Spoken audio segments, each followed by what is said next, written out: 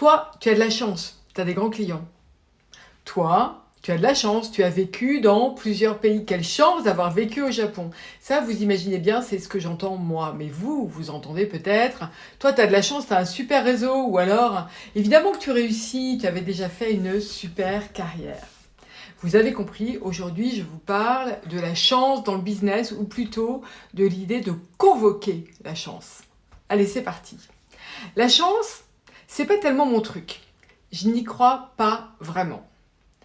Ce que je crois, c'est que la chance, c'est quelque chose qu'on peut convoquer. On peut mettre toutes les chances de son côté, comme dit la sagesse populaire.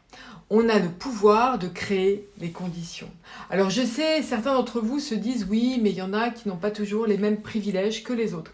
Et c'est vrai. Mais est-ce que c'est une raison pour ne pas franchir le cap et donner un petit coup de coude à sa chance? À vous d'y réfléchir. Pour ma part, je vous donne mon point de vue, toujours personnel et parfois un peu décalé. À vous de faire des commentaires, de poser des questions, de vous rebeller sous la vidéo. N'hésitez pas. Alors, mon premier point, c'est saisir ce qui commence. Vous qui me suivez depuis un moment, vous le savez, j'ai travaillé comme salarié pendant 30 ans, dont 25 ans dans un très grand groupe, avant de créer mon propre emploi et de développer mon entreprise. Dans ce grand groupe plus que centenaire, la culture est puissante et elle s'exprime dans des expressions, des attitudes, des comportements. Dans une vision du business qui m'a façonné d'une certaine façon. L'une de ces expressions se rapporte particulièrement à notre sujet du jour. Saisir ce qui commence. Alors oui, je sais, c'est un peu mystérieux, comme ça. Saisir ce qui commence. En fait, c'est une succession d'étapes. D'abord, vous mettez toute votre énergie pour lancer un projet. Vous mettez tous les efforts pour le réussir, tout en acceptant de ne pas savoir si ce sera un succès ou juste un petit pshhh. Ensuite, vous observez finement les premiers résultats. Vous écoutez avec attention les commentaires. Vous identifiez les micro-signaux.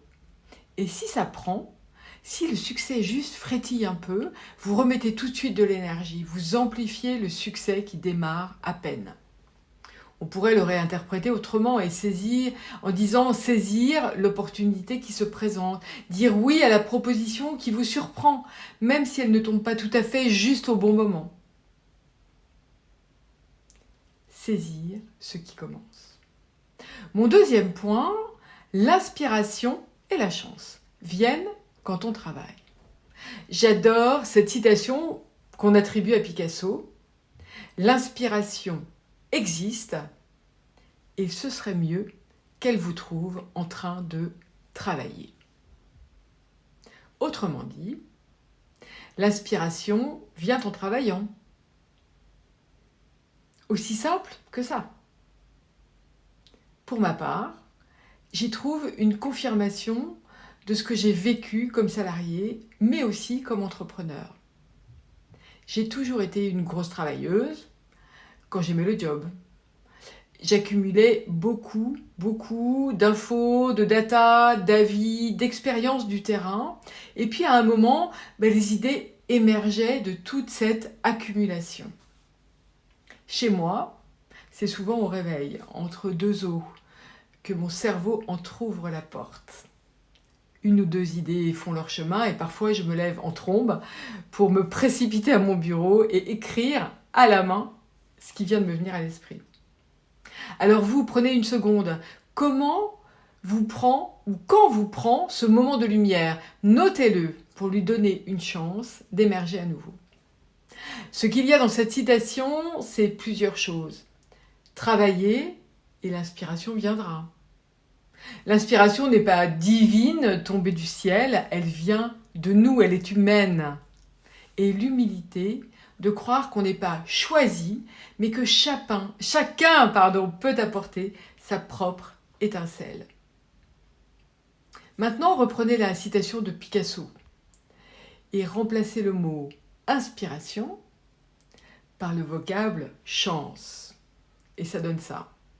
la chance existe. Ce serait mieux qu'elle vous trouve en train de travailler. Mon troisième point, c'est mobiliser son écosystème. La chance, ce n'est pas juste soi et ce qui nous arrive à nous, c'est aussi la communauté et bien plus encore. Et je parle volontairement de communauté, mais aussi d'écosystème, parce que ce ne sont pas seulement des personnes, mais c'est une forme de collection, de creuset, avec des humains, des idées, des événements, parfois des lieux. La chance naît de ce creuset que nous façonnons. Et c'est en ça que ce n'est pas si aléatoire. Les circonstances, elles, se provoquent dans un environnement de créativité où les possibles peuvent émerger. Un état d'esprit capable d'apercevoir cet embryon de petit quelque chose qui démarre, des personnes ouvertes et généreuses qui partagent leur point de vue, leur connexion, leur enthousiasme. Les opportunités se créent et un peu de vigilance permet de les saisir. Alors je vous partage mes 4 règles pour favoriser ma propre chance à moi. La première, elle ne paraît pas modeste, mais c'est parler de moi. La seconde, c'est m'engager. Ce qui reste tiède, reste tiède. La troisième, c'est tenter de me montrer généreuse et partager ce que j'apprends avec vous, avec ma communauté. Et puis la quatrième, c'est chérir la différence, la divergence, ce qui me surprend et me prend parfois hors de ce que j'attendais. Alors, comment mettre tout ça en œuvre ? Ma première proposition, c'est d'être militant. Alors je sais, ça a un peu une connotation politique, mais en tout cas, c'est l'idée de se dire, raconter quelque chose qui déménage, qui surprend, qui sort des sentiers battus, un truc qui ne laisse personne indifférent. Bannissez l'eau tiède, bannissez le compromis. Le deuxième point, c'est sortez, montrez-vous, exposez votre point de vue. En live, dans des événements peut-être, ou dans des conférences, dans des ateliers, mais aussi sur les réseaux ou en vidéo. Pas vu, pas vendu.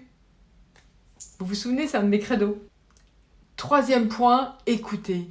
Soyez ouverts au feedback. Pas au pied de la lettre, mais cherchez le sens plus grand de ce qui vous est dit. Et surtout, notez-le. Alors, qu'allez-vous faire pour provoquer votre chance ? Allez, salut les rebelles, je vous laisse sur cette question. Ah, PS, au fait, n'oubliez pas, cette chaîne vidéo ne vit que par votre enthousiasme et votre soutien. Alors, abonnez-vous, mettez-moi un like ou un commentaire ou encore une question. Je vous remercie du fond du cœur pour votre soutien. Je suis très sensible à vos feedbacks et avec Andrea, nous tentons tout le temps de nous améliorer. Allez, cette fois, salut les rebelles!